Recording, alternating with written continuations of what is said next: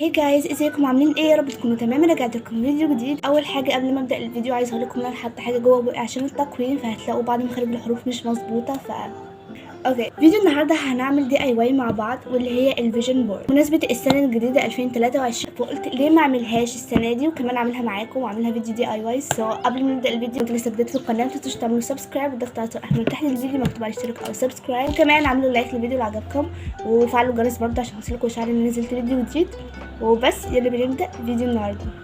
اول حاجه ايه هي فايده الفيجن بورد؟ الفيجن بورد دي عباره عن لوحه كبيره محطوط فيها صور لحاجات انت نفسك تعمليها، يعني مثلا مكان نفسك تزوريه، حلم نفسك تحققيه. هي دي فكره الفيجن بورد، وفكرتها انك بتكون حاطه الصور دي قدامك عشان كل شويه لما تشوفيها يجيلك كده تحفيز انك تعملي الحاجه دي وانك تمشي ورا حلمك لحد ما تحققيه. فعجبتني الفكره وشفت صور كتير جدا على البنترست للفكره دي اللي هي فيجن بورد، فهنعملها مع بعض. ادوات هي قطعة كرتونة كبيرة. دي كرتونة كانت موجودة في ظهر سكتش رسم عندي فقلت استغلها. ممكن تستخدمي اي كرتونة تانية، ممكن تستخدمي الكرتونة العادية، اي حاجة. بعد كده هنستخدم الصمغ عشان نلزق الصور، واي نوع من الصمغ انتوا تحبوه، هو صمغ عادي صمغ ورق عادي. بعد كده الصور اللي احنا عايزين نعملها تتجاب من بنترست في صور كتير جدا، واظن مفيش حد عارف التطبيق ده لانه بجد حلو جدا وفي صور حلوه جدا. بعد كده ورق ابيض عادي عشان نغلف بيه الكرتونه اللي احنا هنعملها. انا مش عايزه اغلفها بورق ابيض، سبراي بينت عشان نخلص الحكايه بسرعه واعمل بسرعه ما ياخدش معايا وقت. فده سبراي بينت لونه ذهبي. لو مش متوفر عندكم ممكن تغلفوه عادي بورق ابيض، ورق ملون، اي حاجه. انا قلت هلونها بسبراي بينت عشان اخلص الحكايه بسرعه وما تاخدش معايا وقت كبير. بس كده دي الادوات ويلا بينا نعمل فيجن بورد. فليتس جو. دي الكرتونه اللي هشتغل عليها. هبدا اني احط كيسه تحت عشان لما اجي ارشها بالسبراي بينت ما يعملش على المكتب ويبوظه، فلازم احط كيسه. فبدات اني الون الكرتونه زي ما انتم شايفين.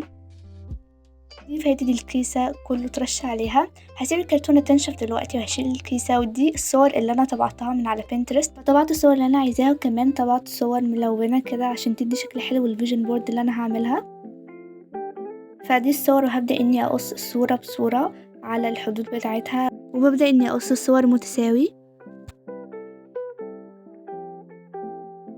وبكده بكون قصيت الصور. خلوني اكلمكم شويه عن الصور اللي انا طبعتها. بعض الصور منها اول حاجه طبعت صور ايباد لان نفسي فيه من زمان، وصوره لدبي لاني حرفيا نفسي ازورها اذا كان دلوقتي او بعد كام سنه.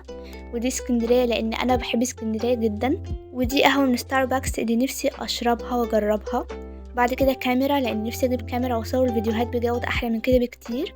ودي الالوان الماركر اللي امنيه حياتي حرفيا تكونوا من النوع ده بالتحديد. بعد كده طبعت صور مكتب اشكالهم كيوت لان نفسي اطور مكتبي واخليه شكله حلو قوي فيكون زي اللي في الصور ده. لاحظوا اني طبعا صور لحاجات انا بحبها مش نفسي فيها يعني، فهتلاحظوني طبعا صور قطط لاني بحب القطط، وعبارات تحفيزيه وصور ملونه عشان تدي شكل حلو للفيجن بورد. هجيب اللوحه بعد ما نشفت واتاكد انها نشفت خلاص. هبدا اني ارتب الصور قبل ما الزقها عليها عشان اشوف الترتيب اللي انا عايزاه. طبعا ترتب الصور بالطريقه اللي انت حباها.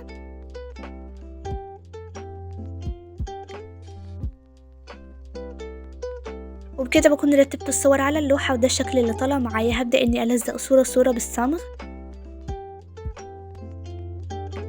فهحط الصمغ ورا الورقة وهبدأ اني ألزقها على اللوحة. هبدأ اني ألزق ورقة بعد ورقة لحد ما اخلص الفيجن بورد كلها. وطبعا لو عايزه تحطي ستيكرز حطي، لو عايزه تحطي عبارات تحفيزيه كمان حطي، لو عايزه كمان تحطي الصور فوق بعضها بشكل عشوائي كده داخل في بعضه حطي برضو. بصي الطريقه اللي بتحبيها والطريقه اللي انت عايزاها. ده ستيكر شكله حلو قوي فقلت احطه على الفيجن بورد. وبس دي النتيجه وده شكل الفيجن بورد اللي احنا عملناها سوا. حبيتها جدا شكلها كيوت قوي. اكتبوا لي رايكم تحت في التعليقات.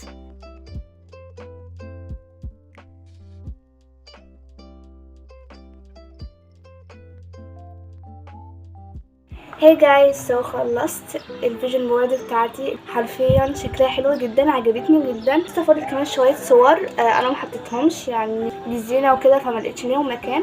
لو انتوا عايزين كمان تضيفوا ستيكرز عليها زي ما انا عملت بس واحده بس، انا ما كترتش انا حطيت واحده بس. على فكره الفيجن بورد مش للسنه دي، لا للسنين اللي جايه ان شاء الله، لان فيها حاجات عايزه وقت ومجهود. يا رب احققها وكمان انتوا يا رب تحققوا الاهداف اللي انتوا حاطينها في الفيجن بورد بتاعتكم. لو انتوا طبقتوا الفكره دي ما تنسوش تبعتوها لي على الانستجرام وتصوروها، ده انستجرامي. وكده بيكون خلصنا فيديو النهارده. ودي الفيجن بورد اللي احنا عملناها سوا. اتمنى يا رب يكون عجبكم الفيديو وتكونوا كمان استفدتوا منه. لو عجبكم الفيديو قولوا رايكم تحت في التعليقات، وكمان اكتبوا لي افكار عن فيديوهات اعملها الفتره الجايه. وبس بحبكم جدا واشوفكم الفيديو الجاي ان شاء الله.